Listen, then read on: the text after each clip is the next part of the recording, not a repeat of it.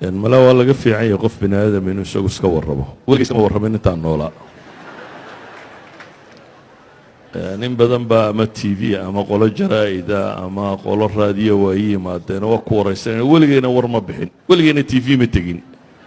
waxaa dadku daawadaan masaajidda un bay ka qaateen cajaladaha yaalla dee waxaan islaa cali markuu iska warramaad ka dambaysid calina diid inuu warramo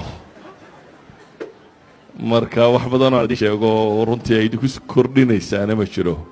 wakhtigiina la lumiyo maaha anuu ragga halkan fadhiya waa ka wada da'weynaan u malaynayaa sheekh maxamed umar mala isku dhadhownahay mustafa xaj ismaaciil haaruun baa la yidhaahdaa reer wadaadaa baan ka dhashay aabbahay xaaji baa uu ku magac dheeraa nin sheekh uu ahaa awogay aw haaruun baa la odhan jiray awogay ka dambeeya aw yuusuf baa la odhan jiray reer culummo oo diin ku taxan ayaan ka dhashay reer ahaan gobolka burcaan ku dhashay wakhtigii isticmaarkaanan dhashay intii aan dowladda soomaaliyeed dhalanin dadka geedka hoostiisa ku dhashayna waa ka mid ahay inkastoo aabbahay allah u naxariisto 45 sannadood buu cadan deganaa 1963 buu ka soo noqday laakiin dhaqanku wuxuu ahaa in islaamaha loo diro baadiyo ay baadiye ku dhashaan iyadoo la diidan yahay dhakhtarka iyo raggaa joogiya waxaasi aanay islaamuhu rabin ee loo diro hooyadeedoo baadiye joogta inay baadiye lagu soo umuro intaanu walaalaanay nin qura nagaga dhashay cadan intayadii kaleba baadiyaana loo diray baadiyaanu ku soo dhalannay baadiyaha gobolka togdheer ee burco ayaan ku dhashay isagaan wax ku bartay malcaamad dugsi hoose dugsi dhexe institutekii jarmalka ee burco ku yaalay intaasaan ka baxay takhasuskaygu tumaalnimada laydku ahaa jaamacaddii soomaaliyeed baan ka baxay 1980kii iyadana takhasuskaygu tumaal laydha baan kaga baxay korontada ya tumaalku waa farsamo yaqaan laydh baan kaga baxay jaamacadda kadibna waxaan noqday macallin dugsiga farsamada gacanta ee jarmalku dhisay ku yaalla magaalada burcan macallin ka noqday markaan muddo sanad iyo bar meelaha joogay dowladdii soomaaliyeed baa ay xidhay dowladdaas soomaaliyeed ma rabo wax badan inaan ka sheego laakiin intay meelooda wax ku xidhi jirtayba waan soo maray station police waa laygu xidhay NSS waa laygu xidhay xero gulwado waa laygu xidhay xero military waa laygu xidhay dhabarjabin waa laygu xidhay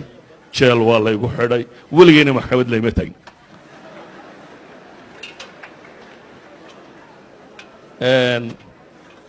mararka qaarkoodna sanadaan ku jiray mararka qaarkood baan 30 bilood ku jiray calaa kulli xaal waxbarashada diineedna waxun bay ahayd un culammada soomaaliyeed ee waddanka degan wixii aanu ka bowsannay ma jirin waddan dabadeed aanu baxay intii dambana si aanu joogo un waddanka soomaaliya ayaa dagaaladii jabhaduhu ka dhaceen magaalada burcaan joogay markii 1988 jabhadu soo gashay wakhtigaas baan waddanka ka baxay yurub iyo meelahaasaa niman xanuunsanayo aan walaalana geeyey anigoo yurub joogaa dowladdii soomaaliyeedna dhacday ilaa 99kii baan deganaa yurub march 1999 baan dib ugu soo noqday magaalada hargeysa ilaa haddana hargeysaan deganay laakiin socodkayga yurub waa tiro badan yihi 12 sannadood dambe burciya hargeysa un baan ka dhexeeya laakiin waa badan yahay socodkayga aan ku noqnoqdo yurub iyo meelahaan ku noqdo qaab nololeedkii soomaaliya waagii horena ee lixdanaadkiina dimuqrasi bay ahayd dimuqrasi qabiilkan uun ku salaysan haddaba aragtaan waxaan xasuustaa iyadoo 1969 68 meelaha markii doorashooyinkii dhacayeen dadku intay wadada maraan baa waxaa la odhan jiray dhulka yaale ilaahay baa leh ka sokowna reer hebel baa leh saasa cirka yaale cirka iyo dhulkaa la sheegan jiray hebelada jiray dowladdii kacaanka ee soomaaliyeed markay qabsatayna scientific socialism baa la qaatay scientific socialismkuna wuxuu noqday diin la dirir annaguna dhallinyaro uun markaa waxoogaa diinta ka garatay